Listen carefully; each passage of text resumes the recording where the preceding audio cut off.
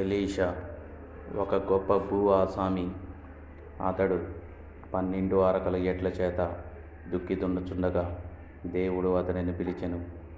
అతడు తన సమస్తమును విడిచిపెట్టి తన గురువు గారికి పరిచర్య చేయుటకు తనను తానే తగ్గించుకున్నవాడు. అయితే అతడు పైరూపమునకు బోడివాడు. అతడు ఒకరోజు బేతేలునకు ఎక్కిపోవుచుండగా ఆ పట్టణంలోని బాలురు వచ్చి, బోడివాడా ఎక్కిపొమ్ము, బోడివాడా ఎక్కిపొమ్మని అపహాస్యము చేసెను. అతడు వెనుకకు తిరిగి వారిని శపించెను. అప్పుడు 2 ఆడు ఎలుగుబంటులు అడవిలో నుండి వచ్చి వారిలో 42 మందిని చీల్చివేసెను. ఒక మనిషిని అపహాస్యం చేసేటప్పుడు అతని వెనుక ఎవరు ఉన్నది ముందు తెలుసుకోండి. ఎమ్మెల్యే, ఎంపీ అయితే పర్వాలేదు, కానీ దేవుడే అతని వెనుక ఉంటే గర్భశోకము తప్పదు.